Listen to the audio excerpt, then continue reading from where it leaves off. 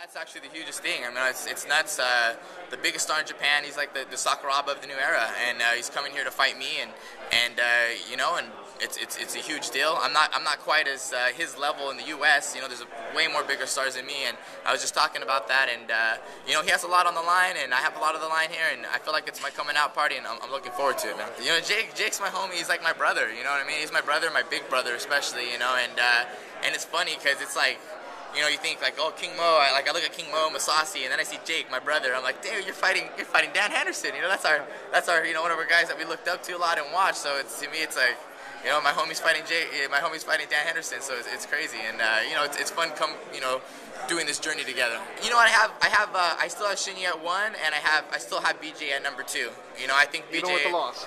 I don't. Yeah, you know, because in my opinion, you know, I think that was a great performance for Frank Yeager, but I feel like BJ won that fight, and you know, and I feel like you know, he's defended his title over and over, and you know, and he caught BJ on not the best day. You know what I mean? And I still think BJ squeaked it out. Frank Yeager's an amazing fighter and a great opponent, but yeah, man, I think that's how I got number 1 and 2 right now. Is you know, it's a lifetime of work. You know, it's a career, not just a performance. I see myself, you know, in the top 10. I see I'm right now in a lot of rankings. I'm 8, and I'm fine with that.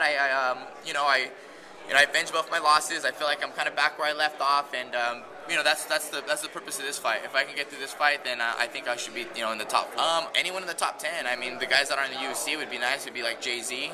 Maybe we can do another co-promotion with Bellator, and I can fight Eddie Alvarez. You know, I think that guy's a great. Roger Huerta. Roger Huerta. Yeah, I'd love to fight any of those guys.